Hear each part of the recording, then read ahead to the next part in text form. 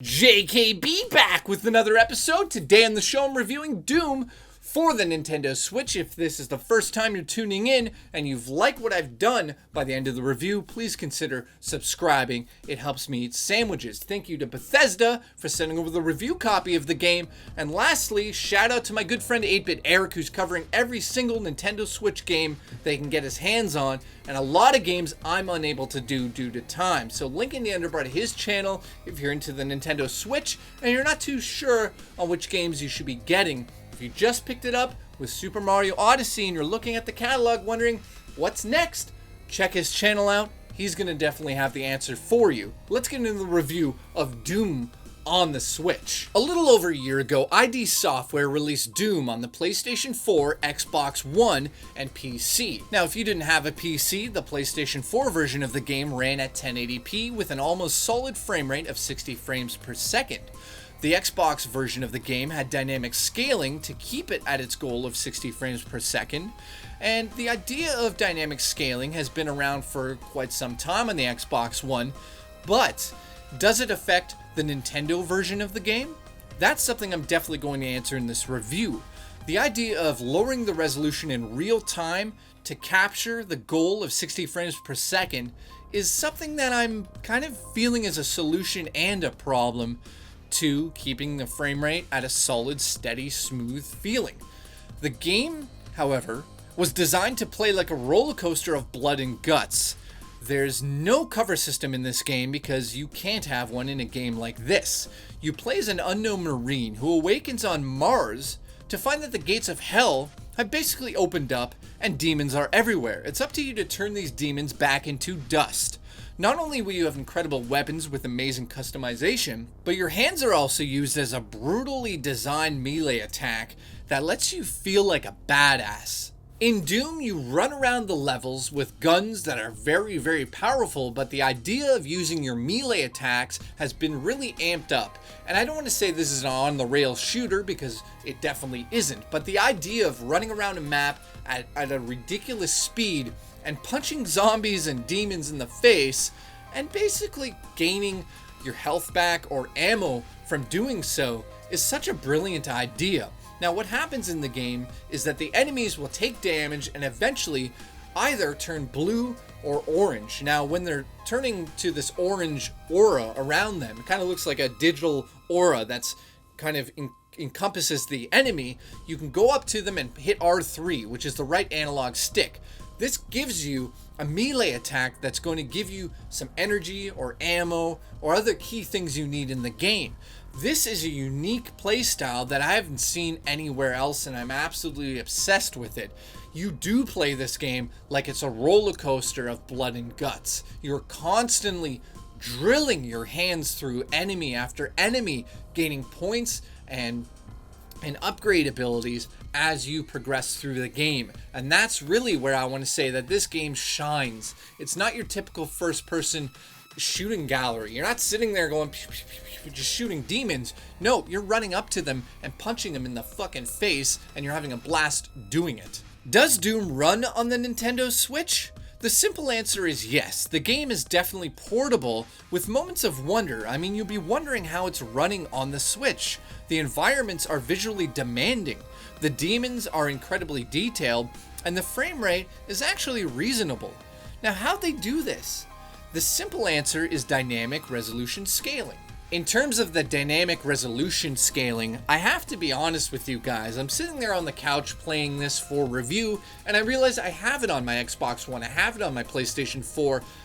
I'm thinking to myself, if I'm dealing with below 720p in handheld mode, almost, I'm going to be honest, probably 580p, which is like getting close to standard definition. If I have to deal with that on the go, why am I really playing this? Is the gameplay worth it? Am I getting that enjoyment that I got on the main consoles at home? The answer is yes. I'm definitely getting that enjoyment out of the game. It's a complete version of the game, but when the scaling is brought down to around 580p at times, I have to be disappointed. I mean, it's just doesn't look good. It looks muddy and it's absolutely blurry. no matter where you are. Even the title screens aren't showing in 720p for some odd reason. The text is a little blurry for some odd reason.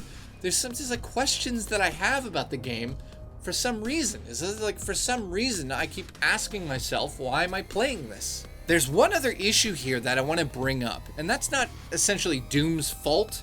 The Nintendo Switch has 32 gigs, and only about 25 of them are available for downloadable games. The issue is that Doom is 22 gigabytes, and the multiplayer is 8 gigabytes, which means no matter what, you have to go out there and get a micro SD card to download the multiplayer portion of this game. I'm not going to sit here and complain about the size of Doom. Obviously, this is a game that is going to require that much data, okay? There's no issue about that. When you play it on PC, you think it's not 30 gigabytes? Of course it is. So I'm not going to sit here and be like, that's a negative.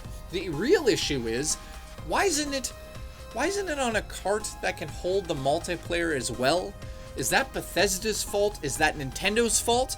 Honestly, whose fault is that? I have to bring it up in the review and say that it's absolutely fucking ridiculous that you're going to make people that buy the physical version also purchase an SD card on top of it just to play your multiplayer.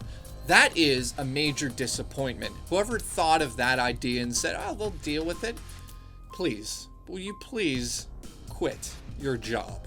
Let's get to the pros and cons of Doom on the Nintendo Switch. Let's start with the cons. The first one has to be the dynamic resolution scaling. This is something that I really didn't think would affect the game this much, but I have to come to you guys and bring this up. You're going to hear other reviewers say that the game doesn't look as good as the console games, and they're going to say that at times it's very impressive, and it definitely is very impressive.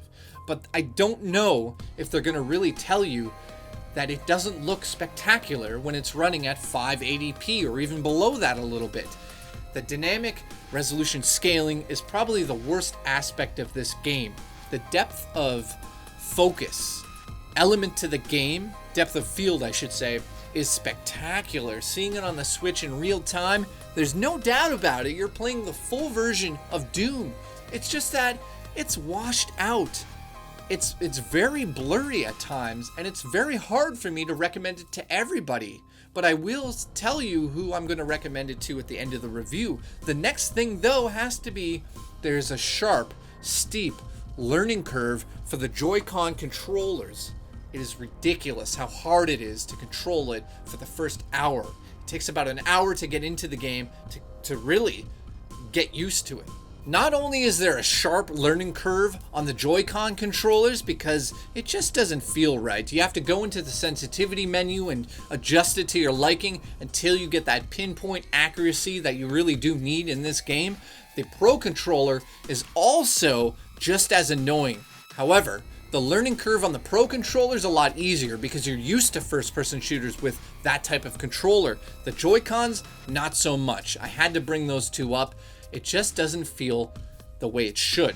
Now, the last con has to be the fact that there's an 8 gigabyte download for the multiplayer. You have to buy a micro SD card to play the multiplayer. Talk about absurdity in gaming.